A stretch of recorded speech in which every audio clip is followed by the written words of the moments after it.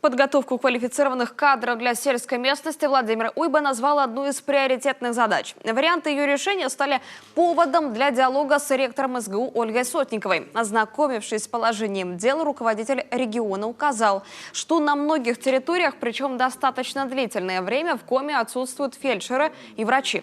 В настоящий момент активное участие в волонтерской деятельности принимают студенты медицинского института вуза. А те, кто уже имеет среднее медицинское образование, работают в медицинских организациях по трудовому договору.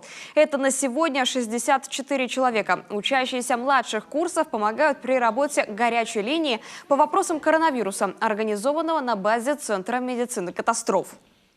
Это очень важно. Я за это лично сейчас вас благодарю и еще, надеюсь, поблагодарю их уже после окончания, когда победим этот коронавирус. Спасибо. В обязательном порядке и обязательно слова скажу, обязательно найдем возможность, как их отблагодарить и грамотами, и благодарностями, потому что на самом деле это в этот момент люди проявляются. Также Ольга Сотникова рассказала, как в условиях режима самоизоляции в опорном вузе региона организовано дистанционное обучение. Первое, что мы сделали, это, конечно, обращаем внимание на выпускной курс. Там, где можно снять госэкзамены, мы это сделали.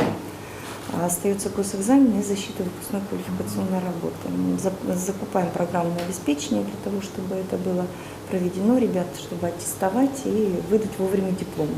Ориентировочно 10-12 июля у нас выдача диплома. Сразу еще я просто акцентирую сразу по ходу. Все-таки мы говорим о том, что вы найдете возможность сделать это в заочном режиме. Да, сделаем. Напомним, в счет объявленных президентом России каникул с 30 марта по 5 апреля нынешний учебный год у студентов продлевается на 1 неделю. А дистанционная учеба продолжится до конца семестра. Экзамены и зачеты будут приниматься через электронную информационно-образовательную среду университета. Выпускников по направлениям, позволяющим отменить государственный экзамен, ждет только одно испытание – защита выпускной квалификационной работы. Выпускникам медицинского института в этом году разрешат приступить к работе без первичной аккредитации. Что касается новой приемной кампании университета, в этом году она также пройдет в онлайн-режиме. Зачисление начнется через 10 дней после последнего ЕГЭ.